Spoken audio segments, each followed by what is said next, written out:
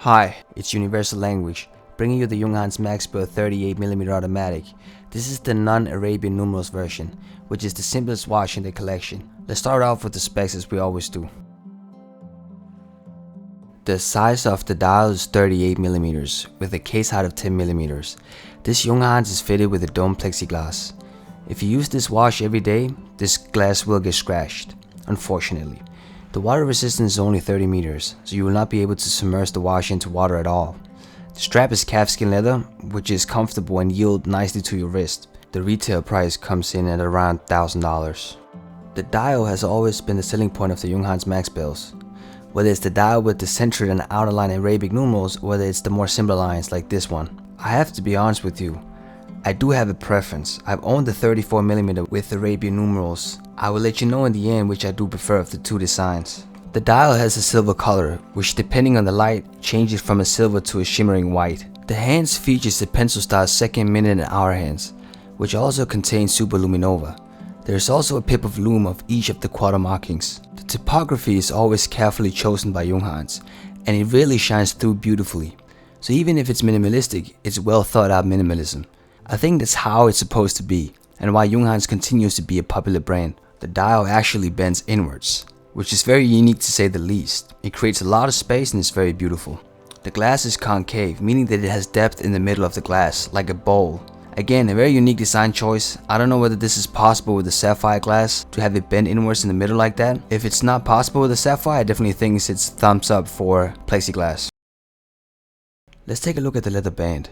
The watch has a lock width of 20mm, which makes it easy to find a third-party strap for. The leather band that the watch comes with is calfskin leather. It's classy and is very comfortable, and it complements the vintage look of the watch very neatly. The shorter locks gives it a nice tight feel on the wrist, which is how it's supposed to be for a dress watch.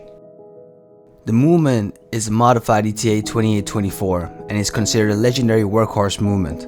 It has a power reserve of 38 hours, so if you wear it every day, you will never have to wind it. You set it and then forget it.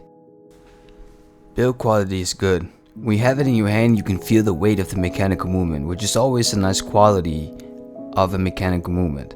It does feel a bit fragile though. Not a lot, but just a little bit.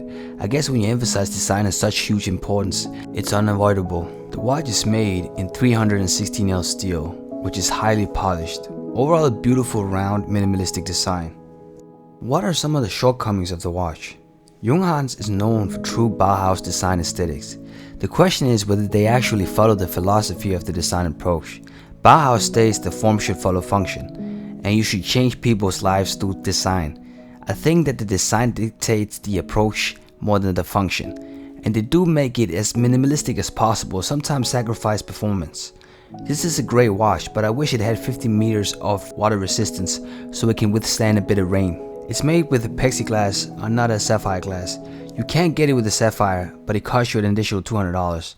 I would have wished they would have put sapphire in it, simply because it would have been more scratch resistance, even though there is a charm to the plexiglass.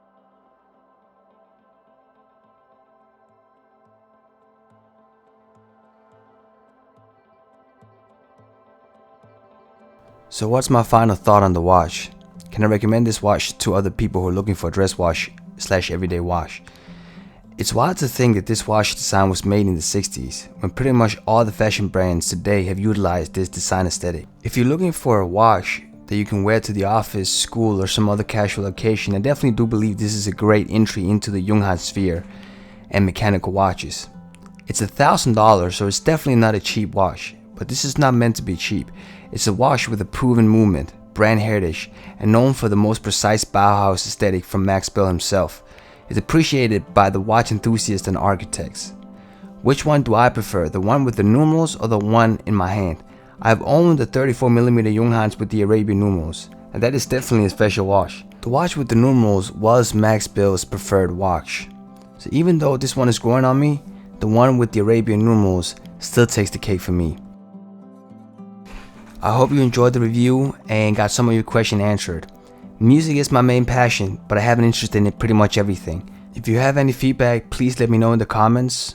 Be well always, and I hope to see you all next time. And in the end, I have some wrist shots on my 8-inch wrist.